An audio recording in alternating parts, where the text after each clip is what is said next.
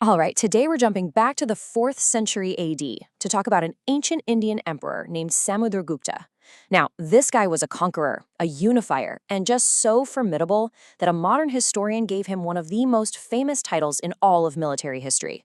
So let's dig into that comparison and see what made him so special. There it is, the Napoleon of India. The historian A.V. Smith looked at everything Samudragupta accomplished and saw a direct parallel with, Napoleon Bonaparte. That is a huge comparison, right? It suggests this incredible military genius and just massive ambition. So you have to ask, what did this emperor do to get saddled with a name like that? And honestly, is it even a fair comparison to make? To really get it, we need to see what made him so different from the other great emperors who came before him. Okay, so here's what makes Samudragupta so fascinating. You've probably heard of Ashoka the Great, right? Famous for his turn to peace and nonviolence. Well, Samudragupta was pretty much the exact opposite of that. While Ashoka gave up conquest, Samudragupta made it his life's work. He built his empire through a very deliberate and frankly brilliant policy of aggression. So how in the world do we know all this stuff? Well, the evidence for his reign wasn't written in some dusty book that got passed down. Nope, it was literally carved in stone, creating a permanent record of his ambitions for everyone to see. The main place we get our info is from this long inscription on a pillar in Allahabad. And here's the wild part. It's the very same pillar that has the peaceful messages of Ashoka carved on it. It's almost like a debate between two totally opposite philosophies, happening on the same piece of stone. Now, this inscription was written by his court poet, a guy named Harish Shena, and it's what's called a eulogy. So we gotta remember, this isn't some neutral, objective history. It's basically a piece of official PR, a glowing celebration of all his military wins, designed to make him look as awesome as possible. Think of it as the blueprint for how he built his empire. And what that blueprint shows us is a super methodical mind at work. The inscription tells us that Samudragupta broke down his campaigns into 5 distinct strategic groups. Each one had a specific goal and a different approach. So let's break down this incredible strategy. Right, so this 5-part strategy is exactly how he systematically put together one of the most powerful empires of his day. Let's see how all the pieces fit together. So you can see the logic here, right? He starts at the core, his heartland, then expands to the borders, the frontiers, secures the wild interior, those forest kingdoms, projects his power way down into the south, and then finally gets foreign powers to bow to his influence.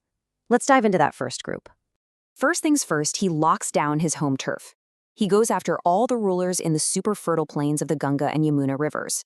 And these kingdoms weren't just defeated, they were completely swallowed up, incorporated right into the Gupta Empire. This gave him absolute control of the heartland.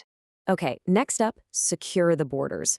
Now, for places like Nepal, Assam, and Bengal, he didn't need to rule them directly. Instead, he forced their rulers to accept him as their overlord. It was like, hey, you can keep your throne, but just remember who's really in charge. This was such a smart move to protect his borders without stretching his government too thin. An empire isn't just cities and farmland. Samudragupta knew this. He also went in and brought the tribal forest kingdoms of central India under his thumb. This made sure no surprise challenger could pop up from these wilder regions. It just shows how thorough his strategy really was. Now we get to the 4th group, and this is where you see some real strategic genius. His campaign in the south involved 12, count 'em, 12 different rulers. He marched down there and defeated every single one of them. But then he did something shocking. He let them go. Why on earth would a conqueror do that? Because his goal wasn't to occupy the south, it was to get their submission. Think about it. His armies marched all the way to Kanchi, which is near modern-day Chennai. That's a long way from home. By crushing the southern kings and then giving them back their kingdoms, he turned them into grateful allies. He knew that trying to rule those lands directly would be a logistical nightmare. So instead, he created this network of loyal states that protected his southern flank and all the important trade routes. Just a brilliant, brilliant move. And finally, his reputation became so huge that rulers of distant lands, we're talking about the Shakas, the Kushans, they basically submitted to him without him even having to show up. They just sent tribute to say, yep, we recognize your power. His influence was now stretching way beyond the traditional borders of India. And this really shows that Samudragupta's power wasn't just about how big his army was. It was about the sheer weight of his reputation. His influence spread far and wide, and it was built not just with military force, but with some incredibly sharp diplomacy too.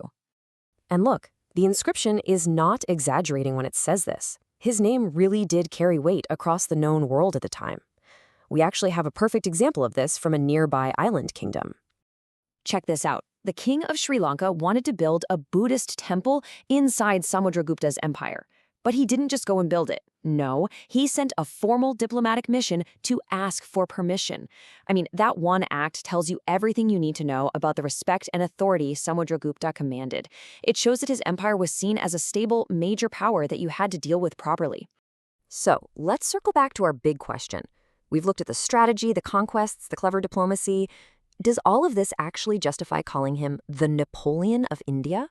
Well, if you ask his court poet, the case is rock solid. The inscription claims he was never defeated in battle, and it just gushes about his brilliant leadership.